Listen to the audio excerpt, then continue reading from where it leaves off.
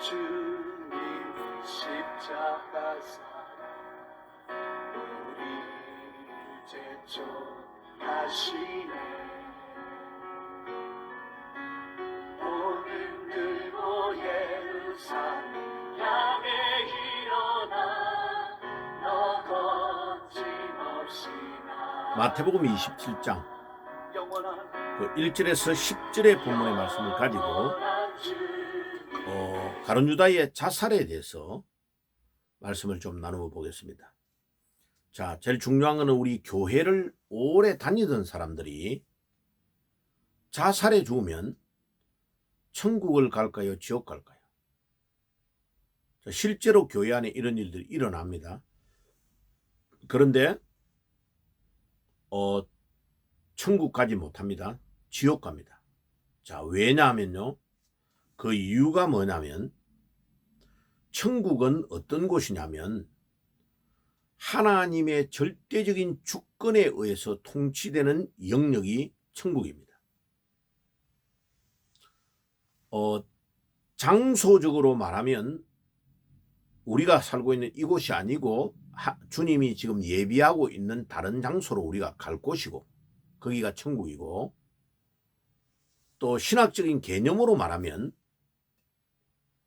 우리 주님이 계시는 곳이 천국입니다. 만약 지옥에 주님께서 거기 가셔서 거기를 통치하시기 시작하면 그것이 바로 천국으로 바뀌는 거죠. 그만큼 우리 주님이 절대적인 주권을 가지고 계시기 때문에 주님이 다스리는 영역이 천국이죠. 그래서 이제 광의적인 천국이 있고 협의적인 천국이 있는데, 또 우리가 우리 안에 늘 기쁨과 감사가 넘치면 천국이 이미 우리 안에 임한 것이죠.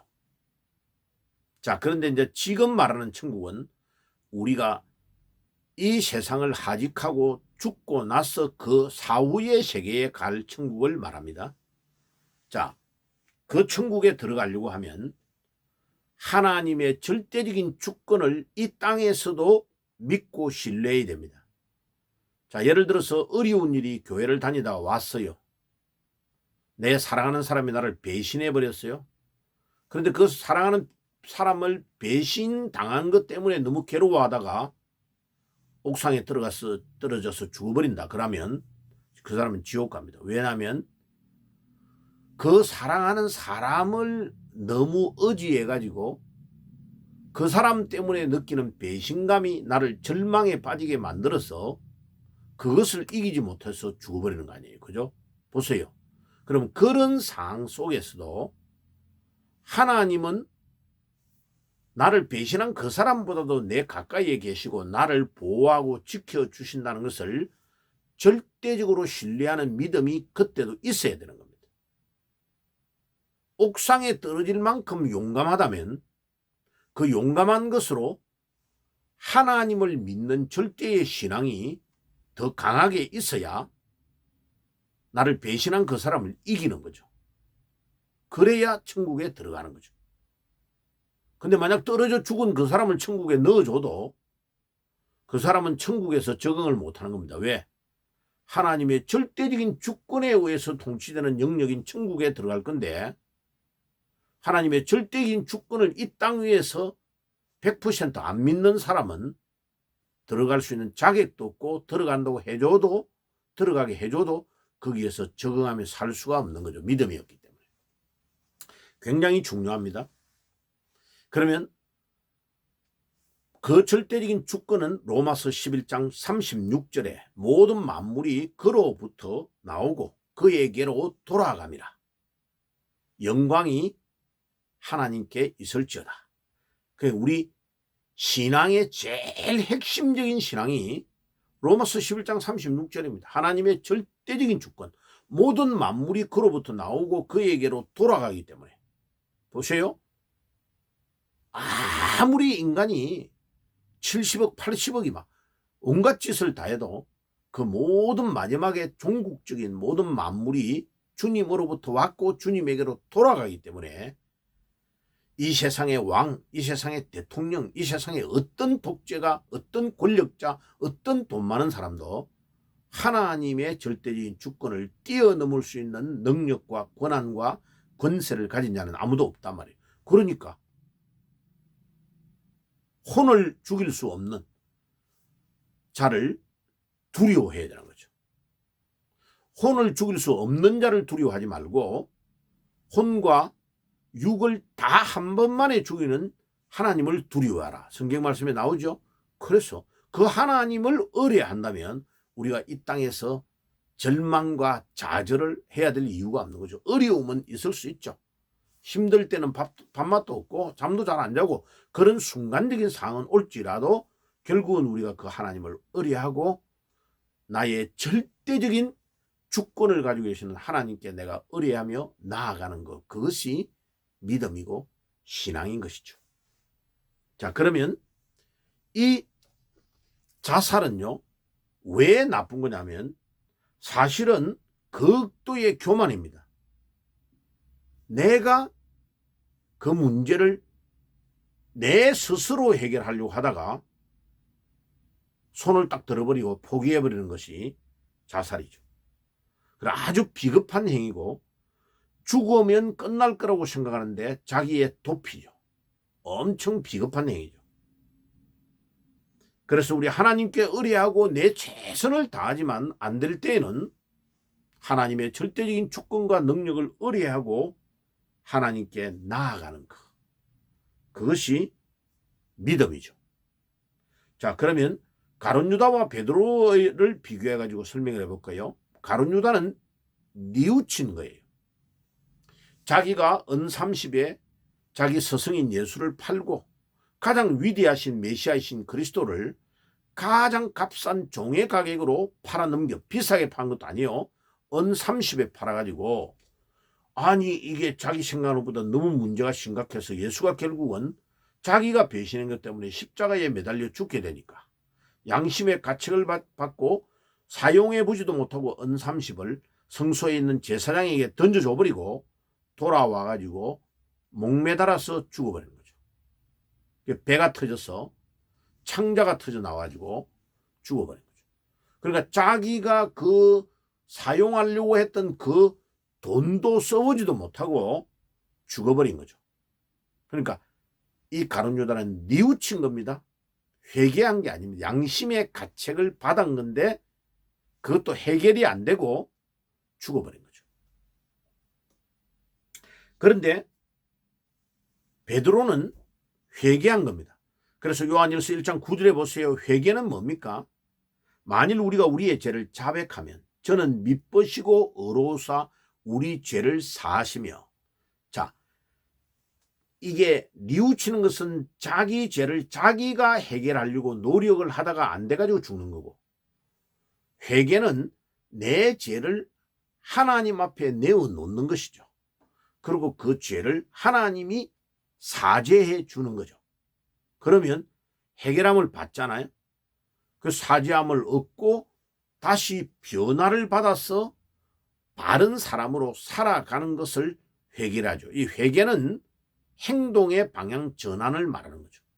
밤새도록 아무리 울고 불고 기도를 해도 행동이 바뀌지 않으면 회개가 아닙니다. 근데 베드로는 다 우는 소리를 듣고 주님이 오늘 밤에 3번 나를 부인할 것이라는 주님이 경고하신 그 말씀이 기억나서 심히 통곡하며 울었다고 했죠. 그리고 다시는 주님을 배신하지 않았죠. 부활하신 주님을 만나고 이분이 정말 나의 구주가 되시고 메시아 되심을 확인한 후에, 그리고 성령의 충만함을 잊고 베드로는 거꾸로 주님을 위하여 복음을 위하여 목숨을 걸고 순교한 사람이 된 거죠. 그게 회개죠. 그러니까 뉘우침은 죄를 자기 스스로 해결하려 하다가 해결하지 못하고 끝나고 죽는 것을 말하고, 회개는 내가 지은 죄를 하나님 앞에 회개함을 받고 사죄함을 받고 행동의 방향 전환이 일어나서 삶이 바뀌는 것을 회개하는 거죠. 그러니까 회개하는 것은 천국 갑니다. 그러나 뉘우치면 천국 못 갑니다. 가룟 유다와 베드로의 차이가 바로 여기에 있는 것입니다. 그러니까 죄를 짓지 않아서 천국 가고 지옥 가는 게 아니고 모든 인간은 죄를 다 지어요. 그런데 지은 죄를 회개하고 삶이 바뀌고 행동의 방향 전환이 일어나는 자는 천국 가고 나의 죄가 사함을 받았으니까 천국 가고 아니면 못 가는 거죠.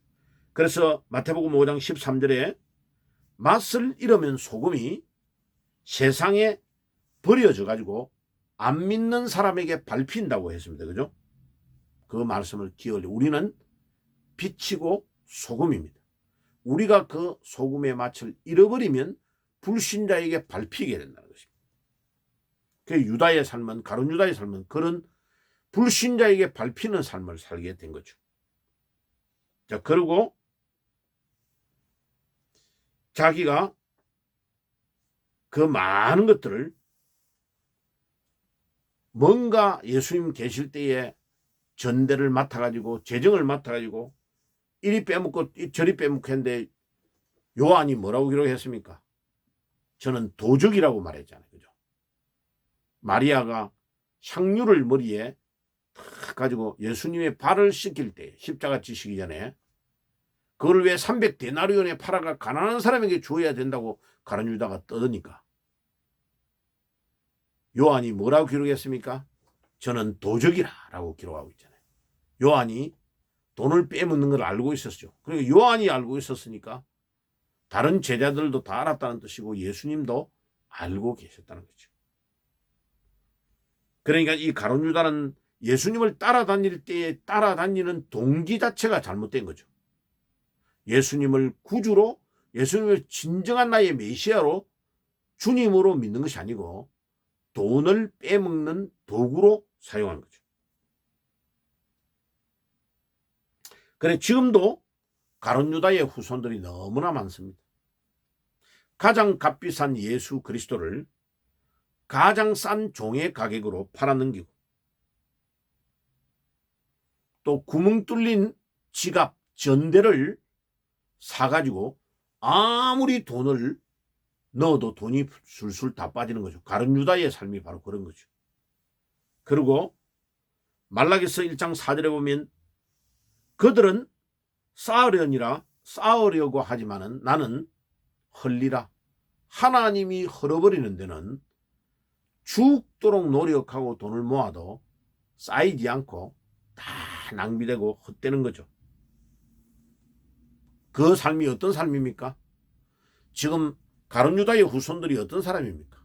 교회를 다니면서 주일을 거룩하게 지키지 아니하고 주일날 예배를 안 드리고 장사하고 돈 벌고 또 좀 배가 부르다고 주일날 골프 치러 가고 주일날 진급하기 위해서 상관의 눈에 들게 하기 위해서 모든 예배 이런 것들을 등한시하고 하나님을 두려워할 줄 모르고 그 다음에 뭐합니까?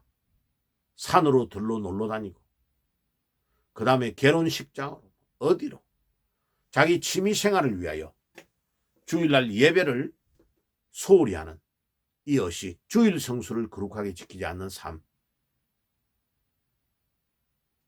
그러니까 자녀들을 귀하다고 하면서 어릴 때부터 학생 때에 주일날 예배 드리는 것을 중요하게 여겨서 믿음 생활 잘하도록 가르치지 않는 것.